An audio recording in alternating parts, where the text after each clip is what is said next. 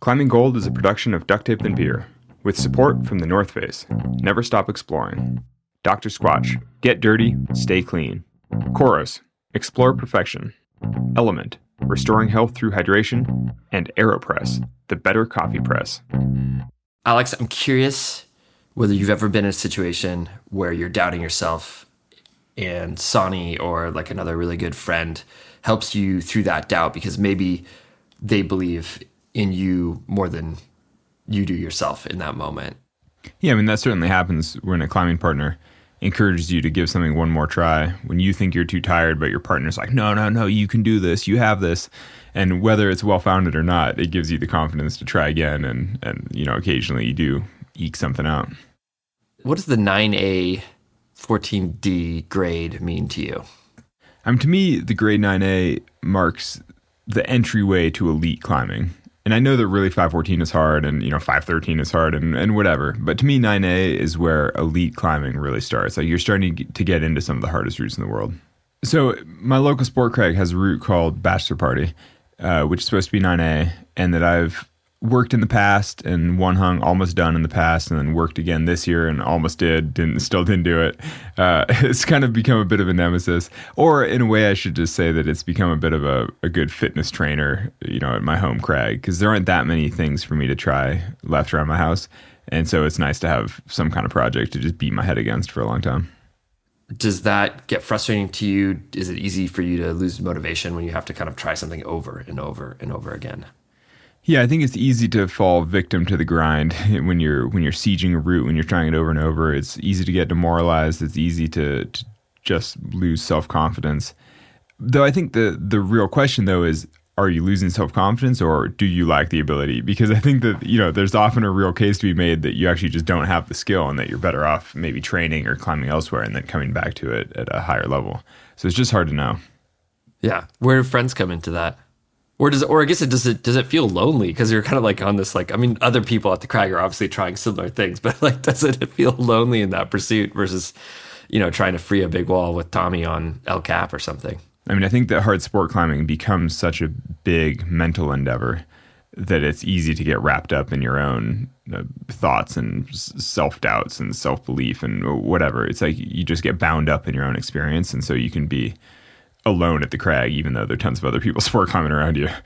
Will you give me the basics of the gentleman's wager? What is it? Well, the gentleman's wager is basically a race between me, Tommy Caldwell, and Sonnie Trotter to see who can climb 9A again or first. In my case, I haven't actually climbed 9A before. In their case, both of them have climbed it in the past, but haven't in quite a long time because they have families and other things going on.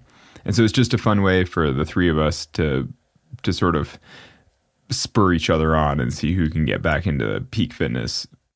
How did it come about? Was there one Sunday where you all together? How did it happen? So Tommy and I had started joking about a gentleman's wager between the two of us to reach 9A. Because we were on this bicycle tour to Alaska together, which is basically the furthest you can get from trying to sport climb 9A. But we were sort of fantasizing about climbing hard after our expedition, which is a pretty classic experience that when you're on expedition, you fantasize about other types of climbing that aren't expedition climbing. And so we were, we sort of made a wager between the two of us as to who could climb 9A. The Tommy's climbed 9A a fair number of times in the past, but I never really have. And so, on the other hand, though, I'm younger and have more routes closer to my house. And so, we each have our relative ups and downs here. But then we were in the Bugaboos and Sonnie Trotter was there. And so then we sort of included him into the wager because he's in a very similar position to the two of us in that all three of us have kids and families that we're juggling as well. So today we bring you a conversation about how your friends can make you better. Sometimes all it takes is a little healthy competition. Living legends Sonnie Trotter and Tommy Caldwell join us. Smack talk ensues. Who will win? I'm Alex Honnold. I'm Fitz Cahall. This is Climbing Gold.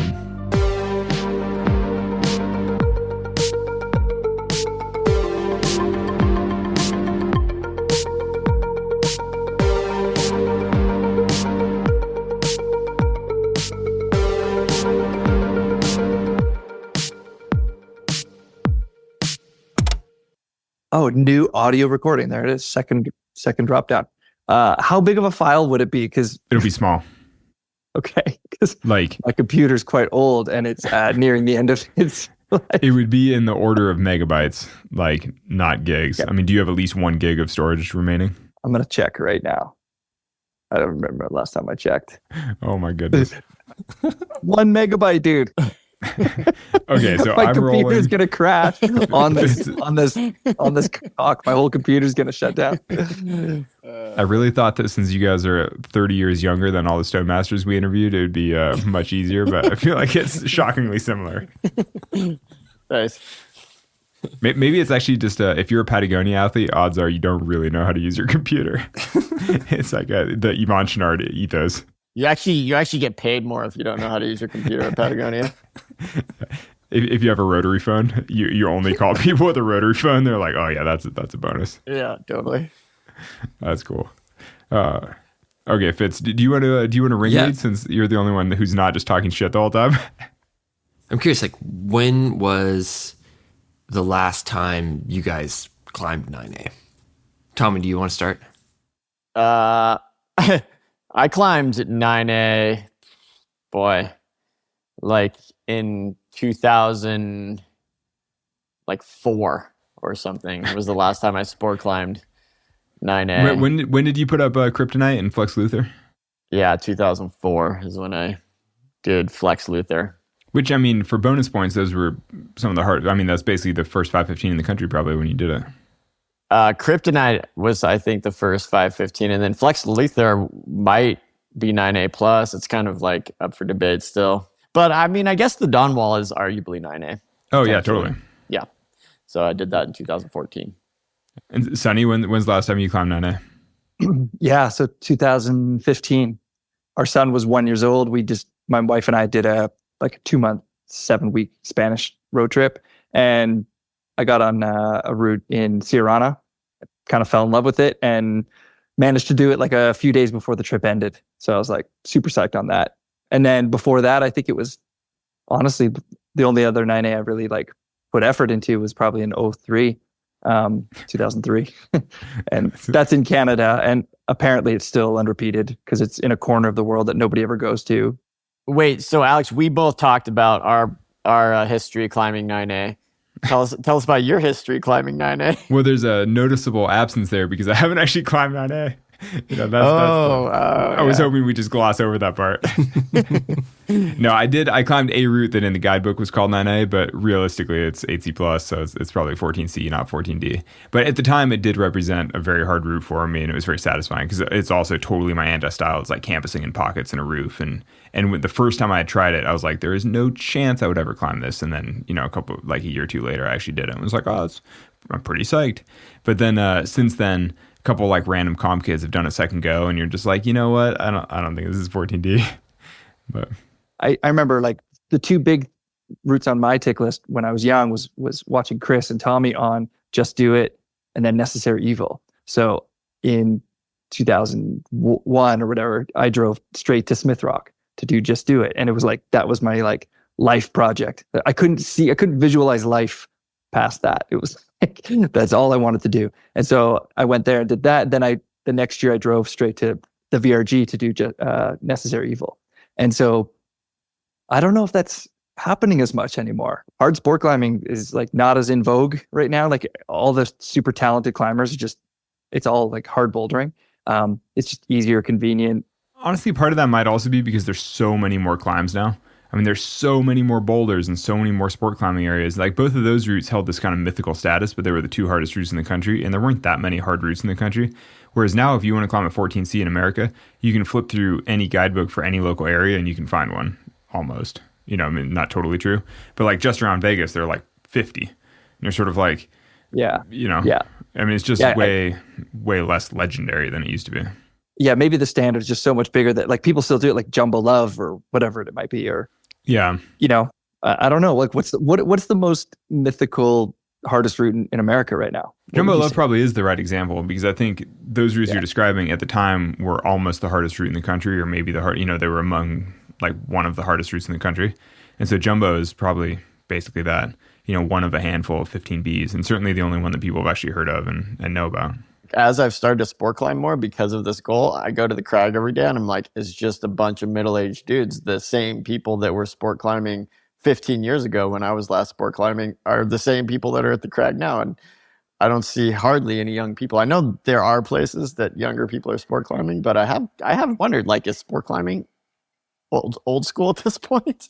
It probably doesn't feel that way in Vegas because, Vegas is the epicenter of modern sport climbing in America. But do people sport climb other places in the U.S.? Well, but you don't see a ton of young people doing it, really. But there are only a handful of really strong young kids in the city anyway. But maybe it's because really strong young people nowadays climb on the board, and then when they feel like being adventurous, they go bouldering outside. And they can't really, it's like board climbing and bouldering. And then beyond that, it's like hard to imagine going to the mighty walls, some sport crag. You're like, but it's so tall and you need 8 quick draws. Like, can we do that? I hope some people listen to this and come and shame you, Alex. Like, well, isn't that kind of true though? Possibly. I mean, I don't know. There are a handful of really strong kids in Vegas, and they predominantly spend their time on the board. They also climb outdoors, mostly bouldering. And then maybe like once in a blue moon go sport climbing a little bit because they're trying to get in endurance shape for like a specific comp or something like that.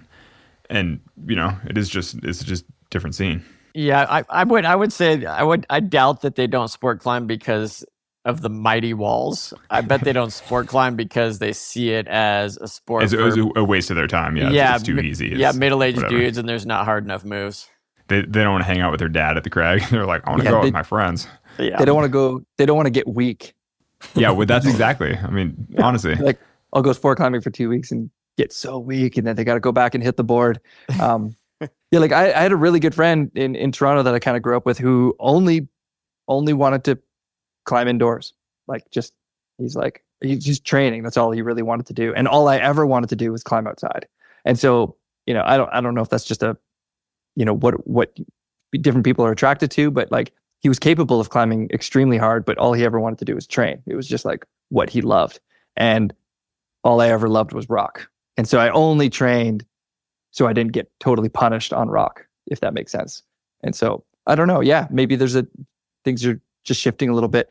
Yeah, I mean, that's always been my mindset as well, where it's like you train in order to climb on rock. It's like, and even then, it's like you'd rather just climb on rock. But sadly, that doesn't get you that strong. Climbing on rock as much as you can, like, really doesn't get you to the level that people climb now. I mean, everybody has sort of like a base level that they can get to, but then at a certain point, everyone's going to plateau. And then, I mean, that's kind of where I'm at. That's why this is actually such an awesome project for me and the right time, because, I'm 44 and I felt like I've plateaued, and I'm like, okay, what's it going to take for me to just have that little bump back up to where I like being? And it takes more time, takes more energy, takes a little bit more like diligence too, of doing the right things with the right amount of time that you have. And so that's why this is so rad for me anyway, because I'm more focused. And when I don't have a goal like this, like a necessary evil or a just do it or whatever, I tend to just I get excited about a whole bunch of things, and I'm like, oh, I get pulled in this direction, I get pulled in that direction. Like even last week I was in Squamish and I spent like 3 days scrubbing moss off this project that I've been eyeing up, and I get pulled in these. I was like trying to put up this new route. By the way, Tommy, when we're in Squamish next week, I want to show this thing to you. You're gonna love it. No, Sonnie, don't get pulled away. We're trying. I want you to win. I want you to win the race, man. But this thing is so cool. It's this like 200-foot traverse on a giant flake, and so I get distracted. But I'd say I put 4 days on the project, so my ratio is still higher on the focus of the project. Barely though. If you spend 3 days scrubbing and 4 days projecting, that's like you're barely, above 50%. But then this one that I've actually taken on is more. It's like 5-10 degrees overhanging, 100 feet long. It's 50 hard crimp moves in a row, and it's more of just like a stamina thing. And I was like, stamina, like that's something I could develop. I can, but like being able to campus on crimps, it would take me longer because it's not in my nature. So we'll be back with more after the break.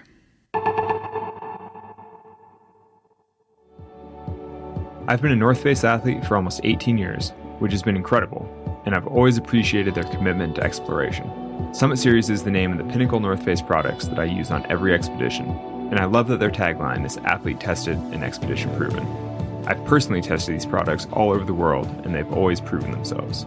Future Fleece is the next generation base layer that I wear almost every day of climbing outside, whether on the wall or at the crag. You can shop the full Summit Series collection at thenorthface.com. The team here at Climbing Gold uses AeroPress to make our coffee, because AeroPress combines the best qualities of a few brewing methods into one cup, and it was designed for travel. You can take it anywhere you go. Compact, durable, and reliably delicious, it's perfect for van lifing, climbing adventures, or air travel.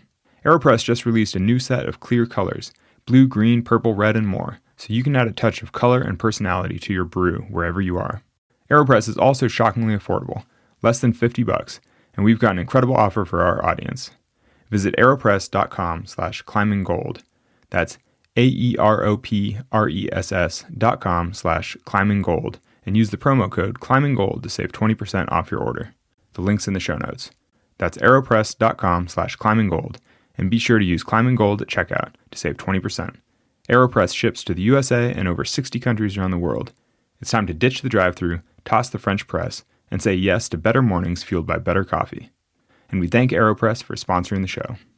Dr. Squatch crafts natural, high-performance personal care products with no harmful ingredients. I don't shower often, but when I do, I use Dr. Squatch. I especially like the Wood Barrel Bourbon Bar Soap. From soap to shampoo to conditioner, they help me look, feel, and smell my best for whatever adventure I choose. They're offering new customers 20% off any purchase with the code ClimbingGold. Or you can go to drsquatch.com/climbinggold. The link's in the show notes. Dr. Squatch. Get dirty, stay clean. Alex and Tommy, do you guys have a route picked out? Yeah, so I have an obvious project. I have a 9A at a cave at Potosi around Vegas that I've tried quite a lot over the years. I've one hung it many times over the years, so I feel like I'm close. But actually, I'm not even trying it right now. I'm trying a different project that's newer. Somebody just put it up this year, and it's easier, but still sort of a seemingly an appropriate challenge for me right now. Basically, I'm now taking the long approach to 9A because I'm just like, I just don't quite think it's happening anytime soon. So I'm just kind of sitting on it and climbing other things and having a good time. Wait, the thing you're climbing on that's easier, is it 9A? Or you're just No, it's 8C. Oh, you're doing a practice route. Yeah, I'm doing a practice route. Well, the thing is, it's funny. Well, so I just had a trip to Bishop where, I've flashed AB again for the first time in a while. And, so I mean, climbed pretty well on granted, did several supposed 514s in a couple tries and did a 13D first try and was kind of like, oh, okay, this is pretty good.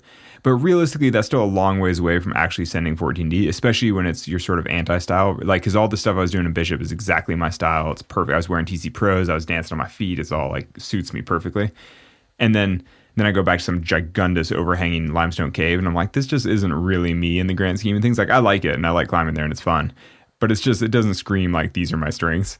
And I'm kind of like, it's a big jump to go from 14A to 14D, when it's also your anti-style, also your limit. It's all, I'm just like, I just don't know. It's a lot. But the main thing actually though is that I only have like 3 more outdoor climbing days this season because I have a bunch of work stuff coming up.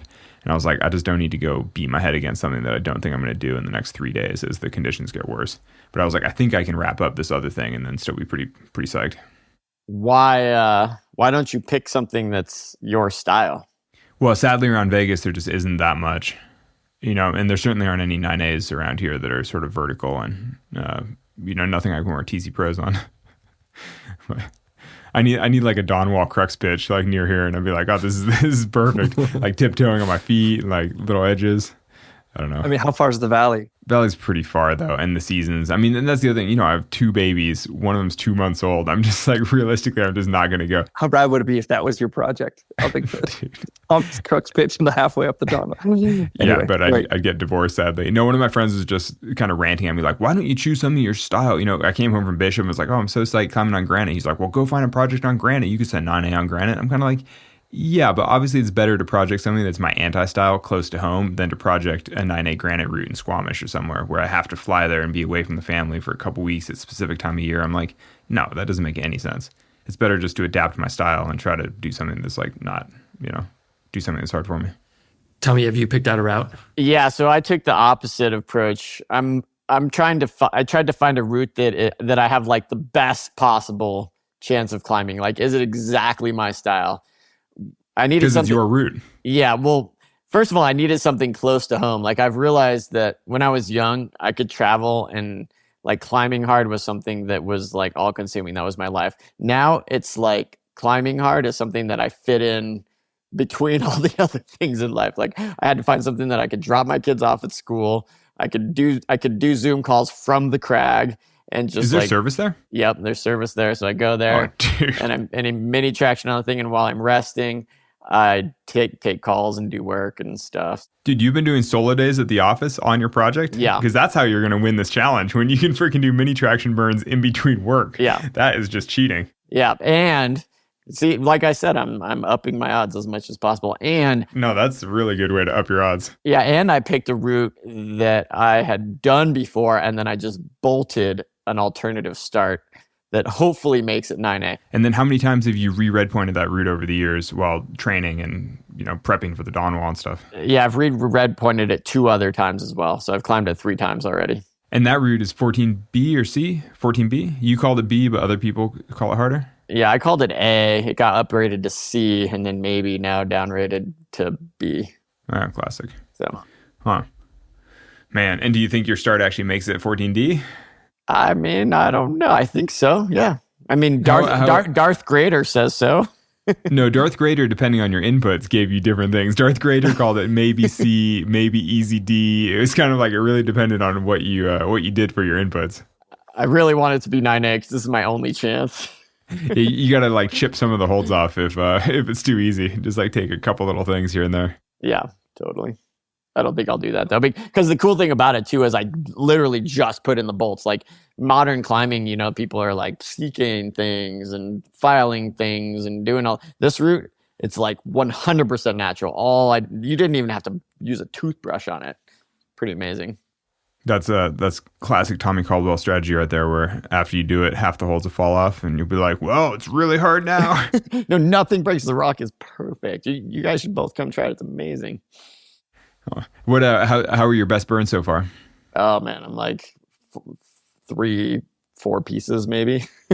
Yeah, I'm still a ways off. I'm kind of in the same boat as you guys are. I've kind of, I have like just maybe 2 more climbing days on it this season.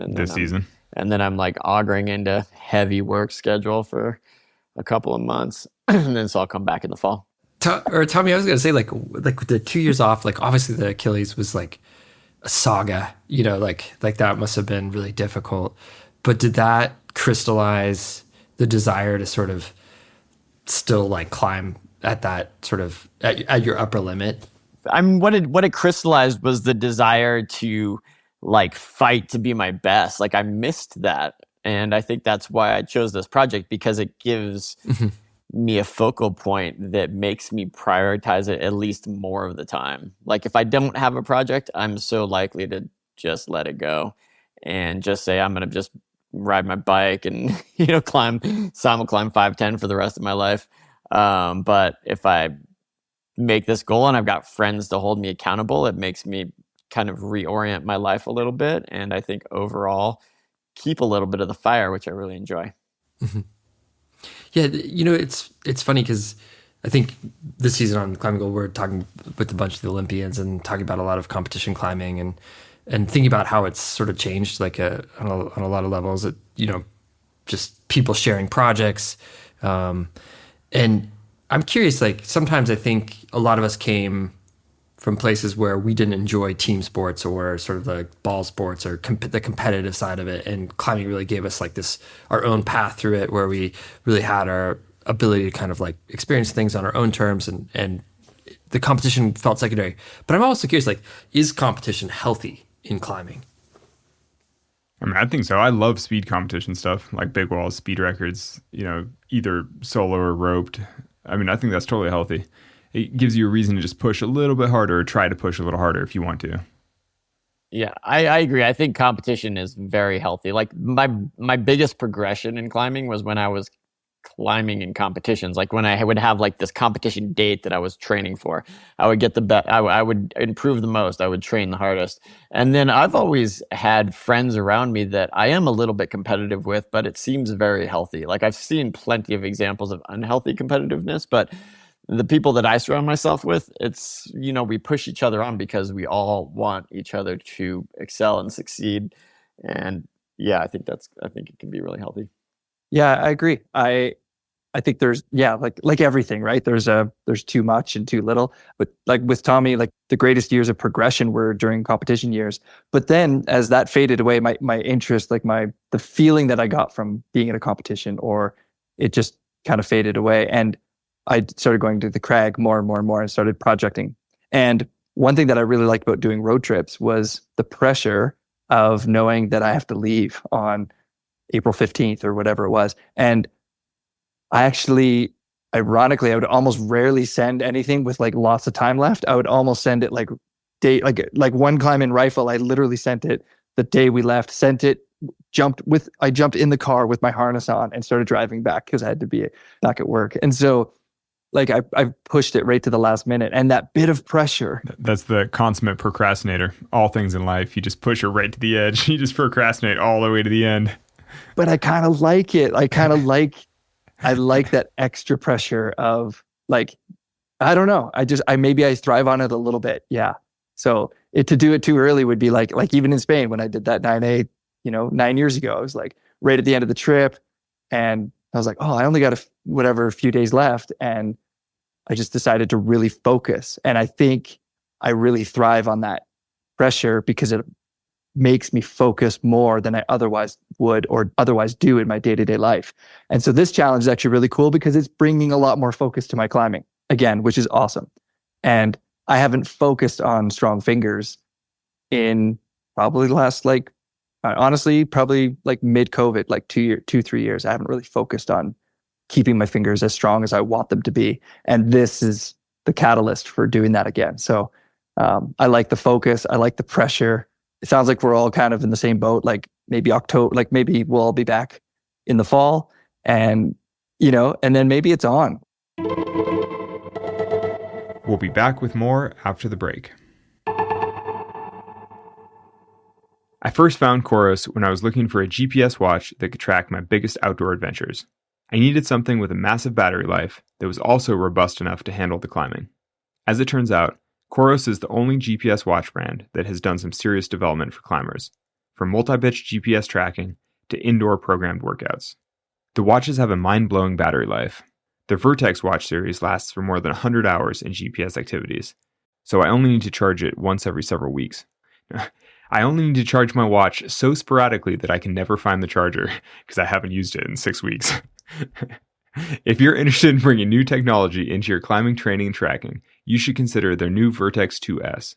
Go to Coros.com and use the code ClimbingGold to secure a free watch carabiner with the purchase of your new Vertex 2S. The link's in the show notes. Element is a zero-sugar electrolyte drink mix formulated with a science-backed ratio of sodium to potassium to magnesium. Each packet delivers a meaningful dose of electrolytes, free of sugar, artificial colors, or other dodgy ingredients. It tastes great, and I've used it extensively on expeditions. Element is formulated for anyone looking to restore health through hydration, and is perfectly suited for athletes, folks who are fasting, or those following keto, low-carb, whole food, or paleo diets. Try Element totally risk-free. If you don't like it, they'll refund your order, no questions asked.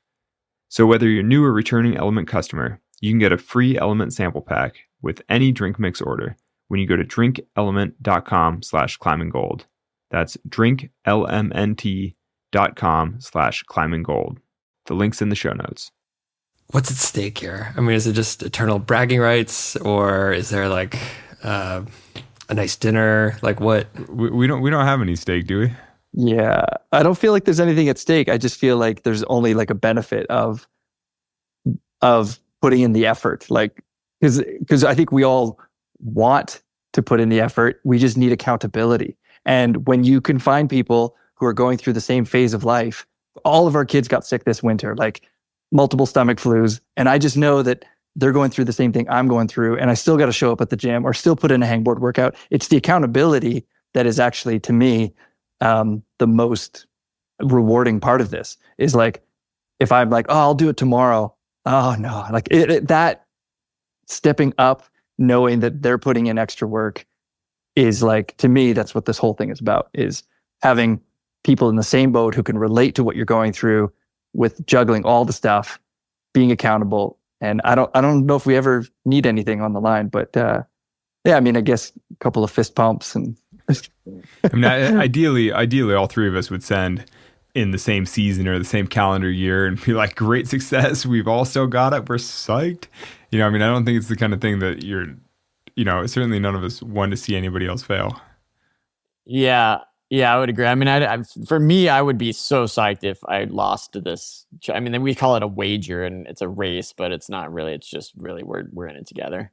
And I've actually done this my whole life, or not my whole life, but the whole last 15 years. I feel like I oftentimes have some sort of physical challenge that I am going through with a friend, and we work on it separately, and then we email each other. Like, it was an uphill ski race a few years ago. I was about to ask, what was your uphill ski thing where you guys all like you damaged your lungs or whatever, you went so hard? Yeah, the Hidden Valley time trial. We would do this uphill ski race, and I would go.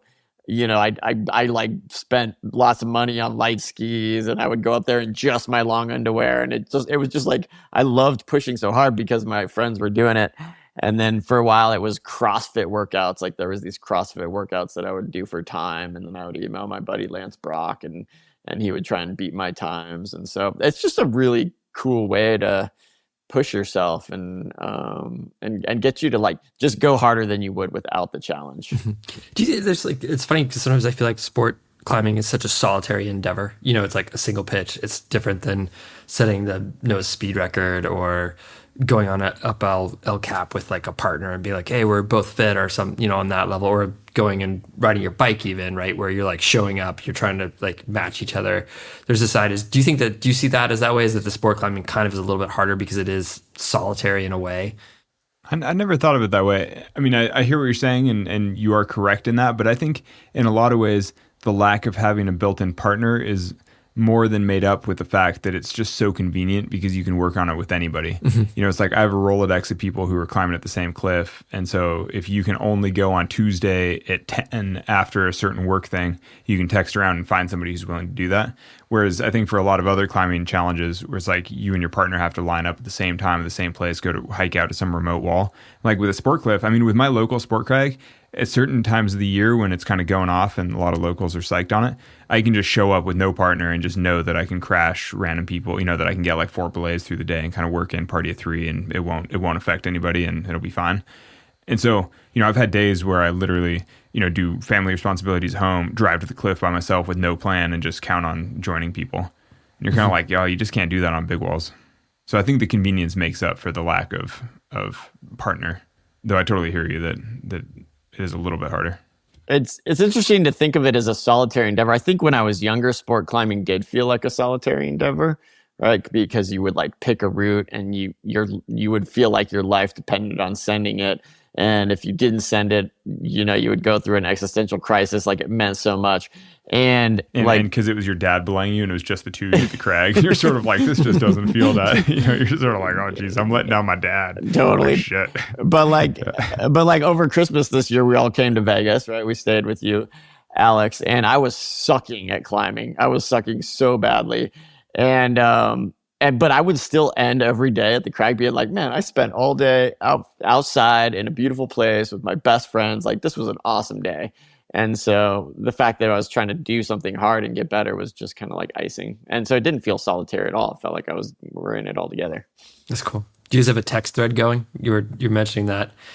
We do, but not that active. We have a text thread, but it's not we should do more legendary workouts in it. We should just start dumping workout of the week in there. Yeah, I feel like it's not very active right now because we've all kind of like let go of our of it for the season. I feel like in the fall, I'm hoping that it really ramps up and we're all holding each other accountable and talking shit and texting constantly and Well, we'll be climbing together a bunch this summer, so in theory we could try hard things and get some workouts in and things, but we'll just see. Or realistically, we'll come down from the wall and be like, oh my God, I got to hold the baby and deal. And we're just totally crushed.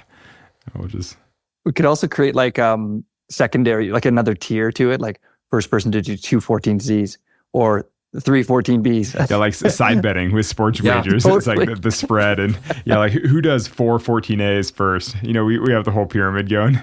I bet you someone will listen to this and put that on FanDuel for you to go, bet on the side. Sports betting, that'd be awesome. Because like honestly, Alex, you'd have a better chance of finding 3 14Cs in your area than finding one 9A that suits your style completely. You know, like Yeah, or I could probably do 5 14Bs in some ways. totally. Or it's hard to say because there are a bunch around. Well, not actually a bunch, but enough. Yeah. Don't get distracted. Well, that's actually, I mean, so honestly, this has been over the years, one of the big challenges of me climbing 9A is that realistically, I'm just as happy climbing a bunch of 8Cs. Because the thing is, I've always wanted to be a 9A climber, meaning a strong enough climber that I can show up and do hard routes. But if that meant climbing 14A or 14B in a couple goes, I'm almost happier with that because that means you can go to all these different cliffs and climb cool things wherever you go. I'm kind of like, because to me, the whole becoming a 9A climber just means becoming a stronger climber so that I can do more of the cool things that I like to do. It was interesting watching you sport climb over the last decade, Alex, because I feel like you would pick projects and then you, like, if they were actually hard for you, and from my perspective, you would get kind of close and then you'd always give up. And then you'd be like, I'm just going to go solo some stuff because it gives me the same sort of fulfillment or something. Like, I was thinking Necessary Evil. No, I didn't give up on that. It got too cold the one season. I was one hanging it, and then it was like too cold for basically December, January, and then I just never. I literally haven't been back to that since then, which is crazy. Yeah, maybe it's a bit. Well, maybe it's a bit of a misimpression, but I always was like, man, you just like you don't thrive in sport climbing quite enough. So I was really surprised with this that you've probably been to Clearlight like I don't know 100 days working on your 9A, and I'm like, wow, you're really sticking with it. And now it feels like you're kind of circling back to being like, maybe that isn't the way. One question I had was like, because there's so many other incredibly strong, talented 9A dads out there. I wondered, like Ben Moon did 9A at 49. I don't know if you guys remember that in 2015. It was actually the same year that I went to Spain and did that route because I remember someone sent me the link and they're like, dude, check out Ben. And so I thought that was pretty inspiring. I wonder like what, you hear of like really strong, like Spanish climbers in their 60s still climbing 14B or whatever. I don't know enough about that world, but just curious if you guys have any insight. Should we add some over-unders, some random numbers for which of us climbs 514 at 50 versus, 55? Like, keep the wager going indefinitely. It's just, I just find it inspiring. Like, like there's inspiration and then there's accountability. And what this is for me is accountability. I could be inspired and it's really could be temporary, but this is more like an accountability thing. And so I don't know. For anyone listening who like feels like they're maybe at a plateau or something, like I think it's an amazing. It's been transformative for me for sure to have more accountability. I've been wanting to ask this. Like, I'm 45, going on 46 here before too long. Sonny, you're just a little bit younger. You're like 7 years younger or something, Alex. Physically, does it feel the same trying to climb 9A now as it did a decade ago? Because it definitely does for me. Like, I feel like I've been struggling physically in ways that I didn't in the past. And I'm still holding on to hope that it was just because I haven't been prioritizing it the same way I used to, or, I was injured for a couple of years. I'm still coming back. But I'm just like wondering, is the age catching up with you guys at all? Or you feel just as good as ever? I mean, I'm younger, but I am noticing that I don't think I recover as fast. I think, and like skin things, it sounds stupid, but I feel like my skin's just like a little drier, a little more friable, like just not quite as great. I'm sort of like, me 10 years ago would definitely have recovered from this day out at the crag overnight. And now I'm sort of like, I think I need another rest day. And part of that might be physical. Part of that also might just be more responsibility, with stuff with kids, getting a little less sleep, doing a little more work. But I'm sort of like, I just feel a little more busted. Like, just need a little more rest. Yeah, same. I need more rest, longer to recover for sure. I was hoping it would never happen, to be honest, but I've noticed it the last 2 years. But I wonder how much do you guys think? Like, do you feel like you've lost anything off the top end? Because I feel like I'm losing my recovery a little bit, and I'm just like maybe not quite. But I don't think I'm pretty sure that I'm quantifiably stronger now than I was a few years ago. But partially that's because I was never as strong as you guys were in your early 20s. So I think I have like more room to improve. But I mean, do you guys feel, like Tommy, you've climbed V14 in the past, and Sonny, I mean, as well. It's like, how much of the top end do you feel like you've lost? I mean, I feel like right now I've lost a lot, but I think that I still feel like it's coming back. But it's not coming back as easy as I was hoping, gotta admit. And that's another advantage of the race, doing this with other dads who are a little bit older. It's like when we suck, we can all suck together a little bit. Yeah, totally.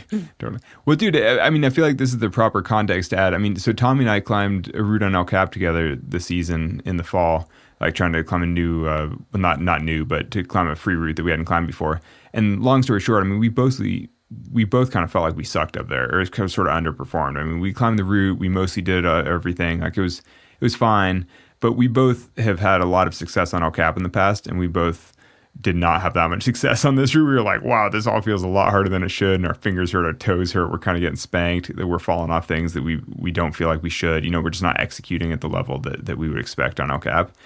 And I think it was a little bit eye-opening for both of us. We're like, oh, if we're not climbing Yosemite all the time anymore, we are just losing a little bit of that skill on, and maybe the route was a little bit sandbagged, maybe it was just a little hard, but still I was like, God damn, this is kind of hard, and like we're getting pushed around. Yeah, I felt that way, and it just made me realize that like the more you can dedicate your life towards doing the climbs that you want to do, the better you're going to do. And so that's part of this whole accountability thing and having the race for me. Yeah, just putting in more hours. Like at the end of the day for me, like, yeah, I've lost maybe a small percentage from my peak, maybe like maybe 5%, I don't know, or like maybe it's more, but I feel like as long as I just put in more hours, I can get it back. Like I don't feel like it's unattainable to be right back where I was at 25. But it is a time thing to me. It's like, well, there's power training and then there's like volume training. And, you still need the hours per day, per week to put in, because if you don't put in the hours, you're just not going to get the results. If you're putting in a 20-minute hangboard session, isn't quite enough to like reach your all-time potential. You need multiple hours. And so, yeah, I think it's a rhythm. I think like even El Cap, it's, how long has it been since you guys roped up on El Cap before that? And so it's a rhythm thing. It's a volume thing. And yeah, I think as long as you can just prioritize the hours required, I think everyone could get back to where they want to be. It's just prioritizing it and then being accountable for it. Thanks, Sonnie and Tommy, for joining us, and good luck on the gentleman's race. It's got me all fired up about my own climbing, which I think is the point of that whole thing. Climbing Gold is a production of Duct Tape Then Beer. Alex Honnold is our host. Our production and editing team includes the talents of Lauren Delani Miller, Marco Seiler Gonzalez, and Evan Phillips. Skylar Perwins is our YouTube and social media editor. Music today by Brendan O'Connell. Tracks are courtesy of the artists or Track Club. Our creative director is me, Fitz Call, and our executive producers are Jonathan Retzik and Ben Endy for RXR Sports, and Lacey Hendricks and Becca Cahal for Duct Tape Then Beer. Thanks for listening.